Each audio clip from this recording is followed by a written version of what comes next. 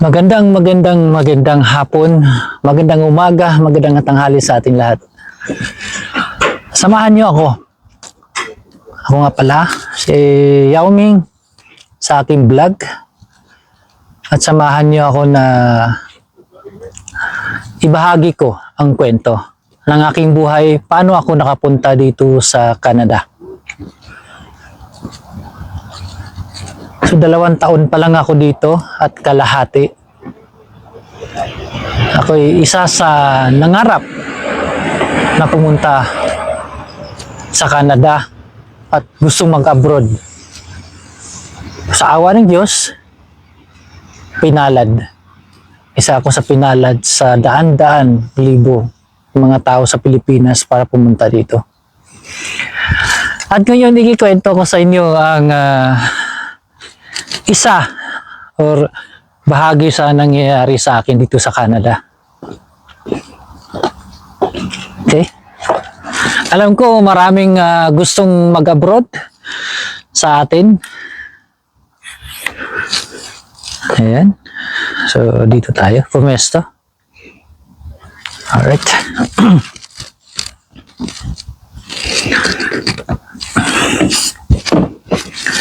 Okay.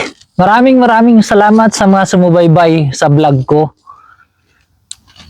At hanggang ngayon kahit paano nag-upload pa rin ako. Pero naisipan ko na ikwento na lang ang aking buhay dito sa Canada. Isa ako sa mapalad na napili ng aking manager dati sa Greenwich. So way back 2009 ako nag-start na nagtrabaho sa Greenwich. And then as a working student sa may Murayta. Kung taga Manila kayo, sa Murayta ako. Dati na nagtrabaho as a working student sa Greenwich under ng Jollibee. And then isa sa manager ko na umalis ng Pilipinas papunta dito sa Canada 2013. And then years after years, gumraduate ako ng college ng 2013. So nagtrabaho ako sa Pilipinas as a office work, no? And then nag-sales ako ng ilang taon, 3 years. And then dumating ang 2022. Tinawagan ako ng manager ko na nandito sa Canada na isa na pala siyang manager sa Tim Hortons. Okay. So Tim Hortons na Anton dito sa Alberta, Canada. And then yun nga, sabi ko sa sarili ko dahil nag-apply na ako dati.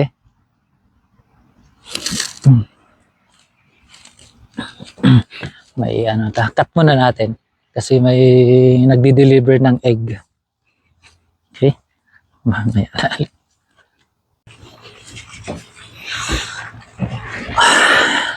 Okay, balikan natin ang aking kwento. So, yun, tinawagan ako ng manager ko na baka gusto ko rin pumunta dito sa Canada. On that time, I think 2021, nangumusta siya sa akin na gusto ko ba raw pumunta dito sa Canada. O sabi ko, sir, may trabaho naman ako dito pero hindi sapat na, sakto lang yung sahod ko. Sabi ko kamo sa kanya. Tsaka nag-i-enjoy naman ako sa trabaho ko. Sabi niya, sige, tawagan kita ulit. So in short, 2022, tinawagan niya ako ulit. Sabi niya, baka gusto mo nang pumunta dito sa Canada. Direct hire ang nangyari sa akin. And then nag-usap kami ng partner ko na sabi ko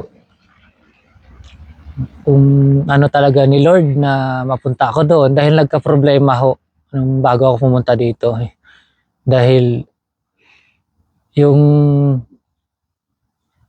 passport ko na-expired nung 2019 and then hindi ko na siya ni-renew at naitapon na yung passport ko dahil nung nag-apply ko ng 2013, na-deny ho ako pa Middle East. Dahil sa aking na-deny ako, dahil sa aking medical. And then, yun nga, sabi ko sa sarili ko, ginawa ko na yung part ko. Nilakad ko buong Malate, nilakad ko ang Quezon City, pag wala akong pamasahe. So, nung natanggap ako, na-deny lang ako dahil dun sa medical ko. So, sabi ko nga, maraming pagsubok na dumating sa buhay ko na talagang hindi ko alam. Isa nga pala akong working student sa Manila, nakipagsapalaran from Bohol. Ayun.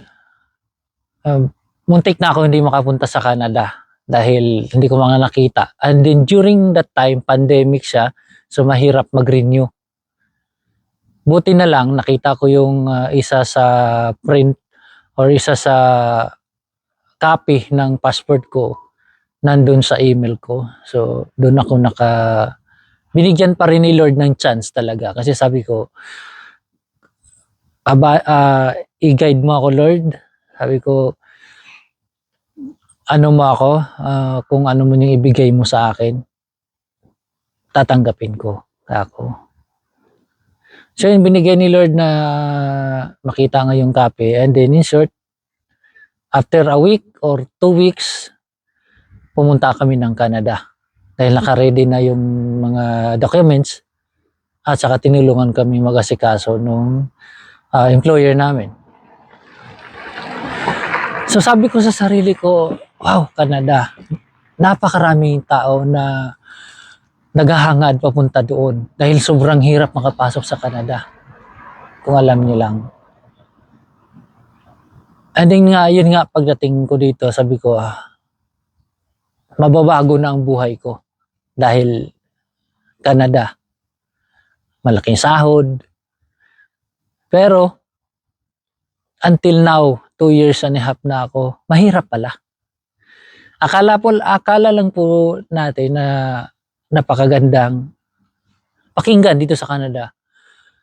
Pero beside on that, ang gastusin ho dito hindi basta-basta. Lalo na siguro yung mga taong may pera na sa Pilipinas, madalas nakapunta dito or may kaya sa buhay, nakakapag-ipon. Pero ako in my part, may family ako sa Pinas, pinapadalhan sa Manila, and then my mom, yung nanay ko na nagkaroon ng diferensya, pinapadalhan ko rin. And then yun nga, lalo na dito sa Canada, kung may akala ko makapunta na yung family ko 2024, pero nagkaroon ng problema dahil sa pagbabago ng sistema dito. Napakalungkot. Sabi ko, kung tinuloy ko na lang sana, naisip-isip ko lang, hindi naman sa pero minsan sa kalungkutan ng buhay, lalo na dito ako lang mag-isa, walang pamilya, wala pa yung family ko. Sabi ko, kung nasa Pilipinas siguro ako, siguro baka maganda na rin yung ko doon dahil nagtrabaho naman ako sa marketing. And then, nung time na nangungontrata. Pero, yun nga. Ay, buhay. Pero, yun, pinag-pray ko lang talaga na mabait pa naman talaga si Lord. Hindi na, sabi nga niya, yung mga bagay na hinihingi natin sa buhay, hindi ka agad-agad ibibigay niya.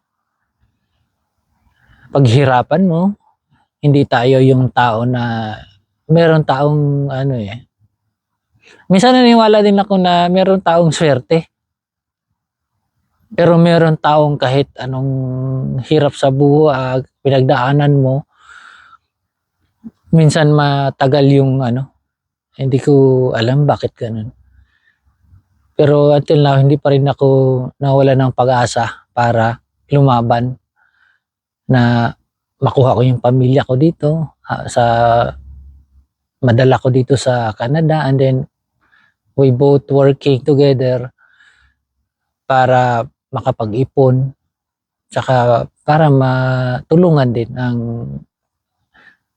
nakatulong nga tayo sa ibang tao, how much more pa yung kamag-anak or kadugo natin. So yun, hindi basta-basta na pumunta dito sa Canada. Akala lang natin masarap dito sa Canada, pero at the end of the day, yung lonely mo, yung pagiging ikaw lang mag-isa, minsan nagkakasakit ka sa bahay, sa trabaho, kailangan mong pumasok.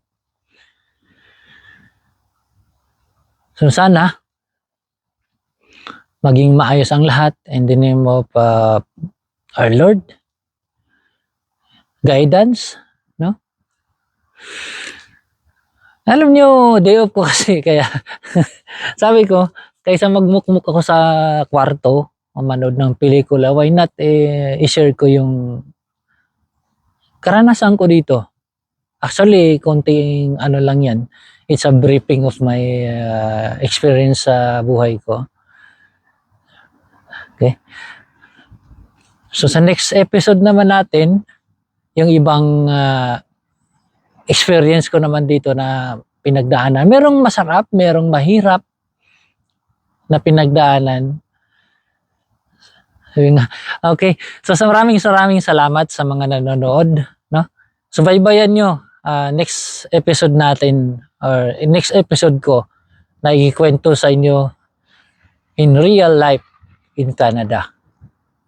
Maraming salamat and God bless you all.